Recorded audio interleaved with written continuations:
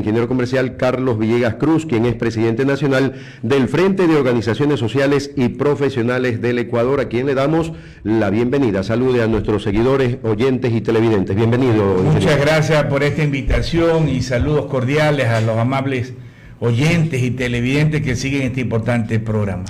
Don Carlos, importante conocer en el ámbito político, ya pasamos 4 meses del mandato presidencial y muchos se preguntan, ¿no? ¿Sube o baja la popularidad del primer mandatario frente a los últimos acontecimientos que se han venido dando en el país? Lo lamentable es que iniciando bien el presidente, tomando un control inicial del problema delincuencial de seguridad que estamos viviendo, arrancó bien. Eso ayudó que aumente el grado de aceptación por la ciudadanía. Pero lo otro lamentable, que por más que él tenga buenas intenciones, que por más que él decida querer transformar el país, lo lamentable es que el equipo que está con él, ministros, funcionarios de Estado, no lo están a la par al ritmo que deben estar. Por eso tenemos a ministros mediocres, una ministra que manifiesta que la región amazónica es un país, que el mayor río del mundo se encuentra en Chone. Entonces, y que ni le preguntaron por el presupuesto de la cartera de Estado, ella pensaba que era lo que le costaba la cartera que usa para su día a día. Este tipo de payasada y canta inflada, el país no requiere. El país quiere ministros que vayan a solucionar los problemas que nos aquean el día a día, que vayan a proponer soluciones. Eso es lo que el país quiere, eso es lo que el país demanda. Por esos motivos, y con todos estos problemas que ha pasado, que el presidente lo han encapsulado, y no escuchas a la ciudadanía, porque ya no puede escuchar a los grupos políticos porque están contaminados de corrupción, pero por lo menos te cree las bases y que escuche a los grupos sociales, que le dieron el triunfo, a los grupos sociales que lo acompañaron para que gane usted en la primera y en la segunda vuelta. Usted no quiere escucharlo o su entorno íntimo no hace que quiera escuchar esas voces. Nosotros como FOSPE mandamos planteamientos y propuestas que recogimos de la ciudadanía para que sean considerados y estudiados por su gobierno. Pero lamentablemente parece ser que o no ha llegado esa propuesta o no la han querido por lo menos escuchar.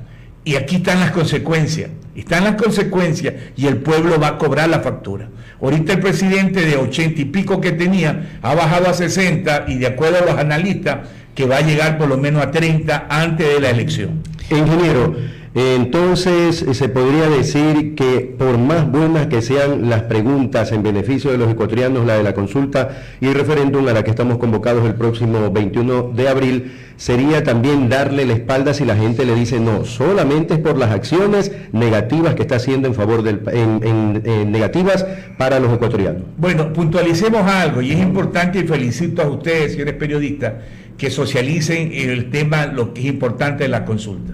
Porque lamentablemente ya mismo son las elecciones y la ciudadanía común no sabe qué tipo de preguntas son. Son 11 preguntas, 6 que tienen que ver con la consulta.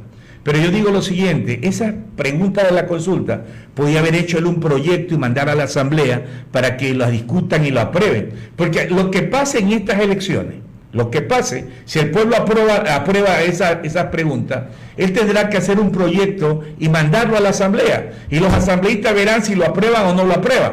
Ojo en eso, es importante. Pero el fondo de todo esto, señores, no sé, y espero y confío que los asesores del presidente no le hayan dicho la realidad, o ciertos asesores tienen, entre comillas, tienen intereses que se modifique cierto articulado de la Constitución. Y en lo que tiene que ver con el 422 del arbitraje internacional. Hay una de las preguntas en la cual indican y nos dicen o nos pretenden indicar que la inversión extranjera viene al país siempre y cuando existe un arbitraje internacional. Mentira. El Ecuador es miembro de la Organización Mundial de Comercio desde el año 1996. Ahí tienen claras las definiciones, que toda inversión que venga a un país se rige de una normativa de un arbitraje. Ellos intervienen en su primera instancia. Entonces, ¿qué es lo que sucede? Es que hemos tenido malos procuradores malos contralores, hemos tenido funcionarios de los gobiernos de varios periodos que han estado plagados en corrupciones, y la mejor manera de enriquecerse, señores, es que el Estado tenga una indefensión, no presente las pruebas de descargo en estos llamados juicios que nos han hecho al país. Por eso que el Estado tiene que pagar más de 50.000 millones de dólares. Hemos perdido 100 juicios. Y ahorita, gracias al artículo del 422 que hay en la Constitución, donde prohíbe que el Ecuador se someta a un arbitraje internacional. Prohíbe. Entonces, ni un presidente de la República, ni un ministro de Finanzas quiere pagar, porque sabe que si lo hace violenta el articulado de la Constitución y se va a ser glosado por la Contraloría. ¿Cómo debemos votar entonces ahí en esa pregunta? Nosotros como FOSPE le hemos propuesto al presidente dos cosas importantes. Crea una comisión de alto nivel para que audite lo que se desenvolvieron en su momento los procuradores del Estado, ya que la Contraloría, que tenía que haber velado esto, pero vemos contralores que han estado plagados en corrupción como Poli, como Celi, y no lo han hecho porque han solapado, porque saben que esa sentencia que nos va a obligar a pagar como país, ¿ya? ¿Quién son los que se van a beneficiar? Las grandes bufetes de abogados que estas empresas contratan pagando honorarios del 30 al 40%, y una vez que ellos consigan ya el pago, ellos comparten esa comisión, los bufetes, a estos malos funcionarios de los gobiernos. Por eso tenemos que estar atentos. Si no se crea esta comisión y se sanciona a esta gente, nosotros como FOSPE, estas dos preguntas, votaremos no. Especialmente, ¿no? Porque en cuanto a arbitraje internacional decíamos que si tenemos una de discusión con Estados Unidos, por ejemplo, ¿no? Y tiene que venir un arbitraje, por lógica, quien va a ganar siempre son los Estados Unidos, porque son países más grandes comparados con nosotros. Lo mismo pasará si tenemos ese problema con un país de Europa. Entonces, de nada servirá el arbitraje, porque siempre el arbitraje va a estar a favor de las potencias, ¿no? Claro.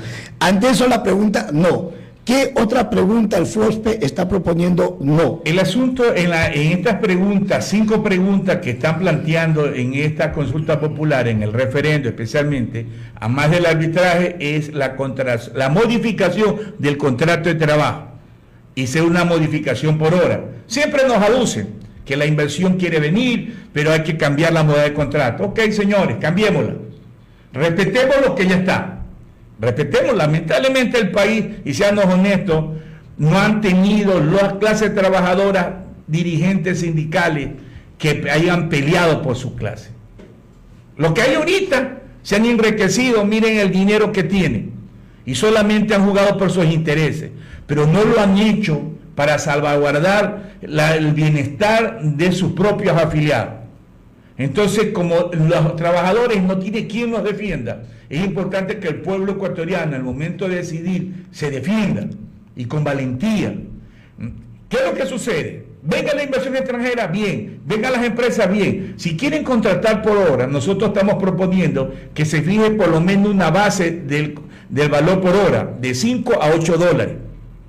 Pero no el $1.20 que pretende el gobierno o que insinúa la ministra de Relaciones Laborales plantear. No, porque eso no va a satisfacer los básicos necesidades del trabajador. Y que sea por lo mínimo unas 20 horas a la semana que se contrate. Toda empresa que se quiera acoger a esta modalidad, cójase, pero tiene un sueldo base de 5 a 8 dólares la hora y 20 horas mínimo semanal para que se puedan acoger a este sistema. Importante, ¿no? Esa es una propuesta, porque en Estados Unidos se trabaja por hora, ¿no? Pero Estados Unidos paga bien, pues, ¿no? Mucha gente se ha ido allá porque gana, es verdad, hacen sobretiempo, pero ganan. Allá creo que la hora está sobre los 15, 20 dólares. Pero así claro, como gana lo que se cueste. Exacto, pero debe ponerse un límite, como dice usted, porque que me vayan a pagar $1.50, $2 por una hora de mi trabajo y me digan voy a trabajar 2 días. Pero aquí viene lo lamentable, si con este código de trabajo... Y según el título también tienen que pagarle, pues, con ¿no? este código de trabajo que tenemos, en la cual hablan de 8 horas, ¿qué hace malos empresarios? Cogen ellos y a ustedes primero, señores, váyanse a comer, y eso no le rebajan de sus 8 horas, ¿ok? No le hace quedar las 8 horas, le hacen quedar hasta 10 horas, ¿ya? Y queda con el mismo sueldo y con el mismo beneficio.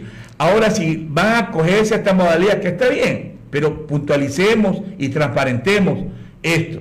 Entonces, al trabajador que de pronto en vez de trabajar las 8 horas, le hacen trabajar 3, pero le van a recargar todo, ¿ya? Le van a recargar todo y van a abusar del trabajador. Entonces, eso tenemos que el gobierno, como autoridad, deberá ordenar y centrar. Pero lo lamentable, estimados periodistas y amables televidentes y oyentes, que no tenemos organismos de control. El que tenía que andar supervisando que no se convierta en este tipo de violaciones es el Seguro Social y también los propios inspectores del Ministerio de Trabajo, llamado ahora Relaciones Laborales. Entonces no supervisan. Van empresas que tienen que pagar los décimos, que no le hacen firmar el formulario y le van dando dádivas mes a mes.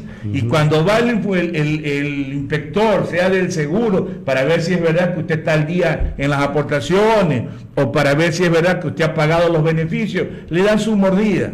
Y los señores voltean la cara, pero no se preocupa por lo que debe preocuparse. Entonces, ese tipo de acto, estimado amigo, se llama corrupción. Y siempre la ha habido y va a existir, ¿no? ¿Por qué? Porque si no se ponen esas reglas, téngalo por seguro que el pueblo va a dudar pues, ¿no? de ponerle el sí para trabajar por horas. Si a mí no me aseguran, no, mi trabajo, no me aseguran que yo voy, como usted dice, voy a ganar lo suficiente, ¿no? O que se represente mi trabajo, la gente va a decirle no. Claro. Porque hasta ahora la campaña que está iniciando el gobierno es por el sí al trabajo por horas. Pero si no hay garantías, yo creo que también en esa pregunta habrá mucho que dudar para ponerle el sí o para ponerle el no. Es que no son transparentes, no lo dicen las realidades. No dicen completo. Entonces, ¿no? este tipo de programas yo los agradezco y felicito porque van orientando a la ciudadanía. Decirle, señores, ya, vamos. Cuestión de seguridad, a pesar que no tenía que haberse hecho, pero vamos con el sí. Pero estas dos últimas preguntas del referendo, cuidado, pueblo ecuatoriano, cuidado, porque nos va a tocar pagar dinero. ¿Y quién son los que se benefician? El pueblo no se beneficia. El pueblo es el que paga. Se beneficia estos funcionarios corruptos, que están en impunidad como siempre. Ese dinero utilicémoslo para aumentar en sí las unidades hospitalarias o fortalecerlas, las unidades educativas. Ya. Hagamos algo para fomentar proyectos de inversión, para que las personas que no tienen empleo tengan un capital semilla para avanzar. Pero no se puede porque no hay recursos, nos dicen siempre. Ya nos han convocado, pero ¿era necesaria o no esta consulta o era el presidente para medir su popularidad? Yo creo que lo uno y lo otro. Si se hubiera hecho la consulta, hay temas importantes, señor, que se puede haber cambiado dentro de la Constitución, porque acuérdense que aquellos que aprobaron en la Constitución que actualmente nos rige, en sí la gran mayoría de articulados están beneficiando a muchos funcionarios que están siendo señalados por corrupción. ¿Cómo es posible que no se pueda enjuiciar a un presidente y vicepresidente cuando ya no está en funciones?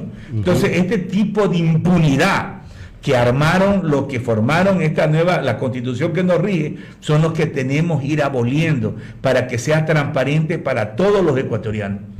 Son las 9 de la mañana con 45 minutos, 9:45, una entrevista con el ingeniero comercial Carlos Villegas Cruz, presidente nacional del Frente de Organizaciones Sociales y Profesionales del Ecuador. Seguimos con más entrevistas para nuestro invitado, más preguntas más bien, John. Así es, ya estamos con dos preguntas que al momento ya tenemos dilucidado, ¿no? Más o menos hacia dónde van y qué es lo que se busca, y también le hemos dicho al pueblo